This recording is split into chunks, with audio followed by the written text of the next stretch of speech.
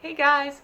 So today I thought I'd take a break from my poetry reading sessions, so maybe you could get to see what I look like, and also talk a bit about something that's been on my mind a lot lately, and that's how do we write about real people?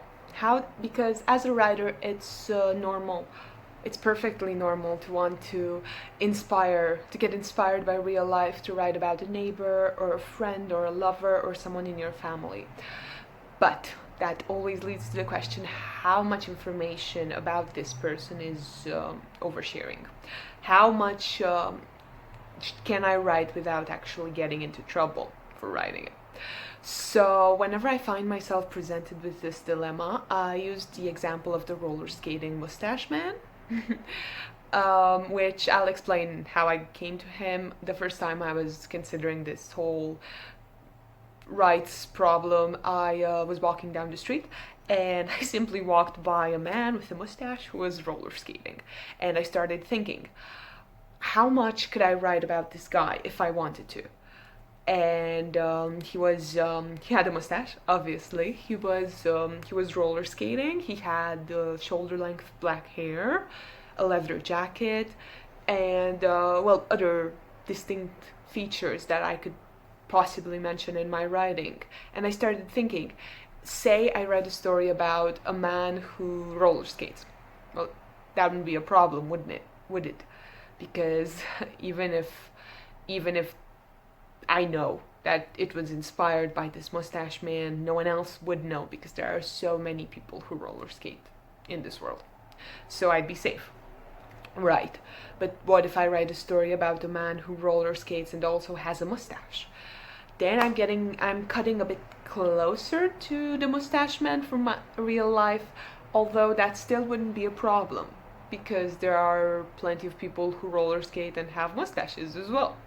So I should be fine also. But after that, how much closer can I get to this guy without being in trouble?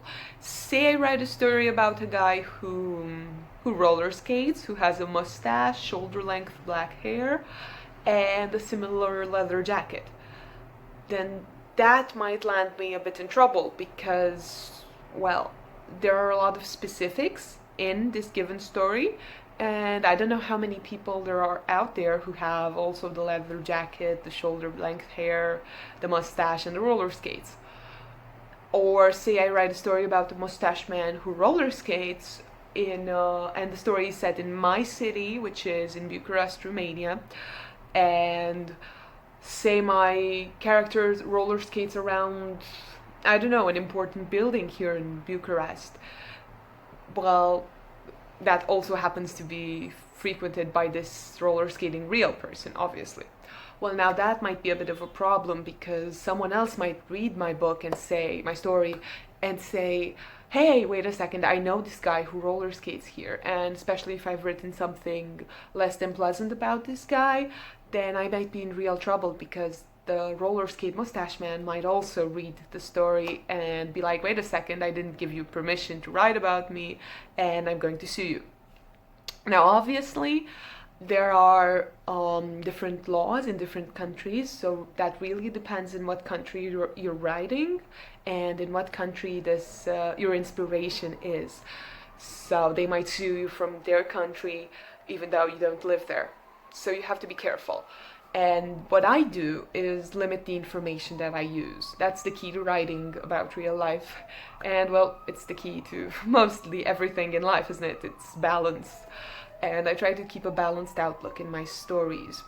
So, say I want to write about this guy, I'll try to focus, I'll make a list maybe of what made me want to write about this person. Was it the mustache that inspired me? Was it the way, sorry about that, real life emergencies. Was it the way that he was roller skating? Was it, I don't know, the way he moved? What exactly inspired me? Was it the look in his eye, maybe? And I try to make sure I keep that in my story, the distinct feature that I thought was interesting and worth writing about. And maybe I also keep one or two details like the roller skates or the jacket or something like that. But everything else I'm going to ditch. because anything more might land me in trouble. So, say you're writing about an ex, for example, an exact physical description as well as very intimate description of what happened between you. Now, that might be considered bad, especially if you're tempted to write something bad about him. The thing is that people don't so much mind if you write something good about them, obviously. So if I were to write about my ex and write something very nice about them and say they were great people and, I wish them all the best and they inspired this book or something like that, then I'd be okay. But say I wanted to write they were an asshole or a jerk or something like that. Well, that's something that might land me in trouble, especially if the character that's based on my ex is recognizable. If other people can read the book and say, oh, this is her ex, then I might be in trouble. And I don't want to be in trouble as a writer, obviously, so I'm going to limit my writing. I'm going to keep that essential part of my ex or my mother-in-law or whoever it is I'm writing about. I'm going to keep that thing that makes them unique and remarkable and something you want to write about. But I will take away everything else. I will change their job, I will change their physical description, maybe their mannerisms. Basically, their age sometimes is also necessary because you don't want to step too close. And writing is great, and it's a catalyst, and it's a great outlet, especially if you've been hurt or, I don't know, in any way impacted, or if you're trying to get through trauma, especially. It's a great way to let go of your feelings. But you also have to be mindful when you do it. You don't want someone to be hurt by what you write, and most importantly, you don't want to have to suffer or, God forbid, pull your story from publication because it upsets someone. So my advice would be just, have some common sense about what you write. If your boyfriend's name is Bob, don't write a story about Bob because that might upset your boyfriend, and that should be obvious.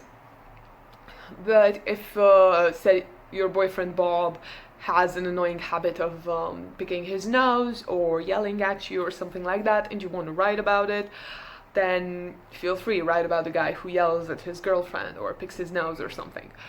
Because, there's a lot of people who do that. So anything that's common practice, more or less, anything that isn't particularly recognizable about Bob is free. Also, everything that happens in public places is free to use. Say you're on a date, we're keeping the boyfriend example because that's easy. And say you're on a date and at a restaurant or in a park or at the cinema, and your boyfriend says something to you that sticks out, something you want to maybe use in a story, then that's free to use. You can put that in there because other people could have heard it and other people could have written about them, so that's easier to use. But say something that happened between you when you were at home or in bed or anywhere else, now that's private property. So I really hope this video has helped you in some way if you're a writer and are a bit confused about what you can write about and what you can't write about. I really hope you found some answers here, and I wish you the best in your writing journey. Thank you very much for watching. See you next time. Bye.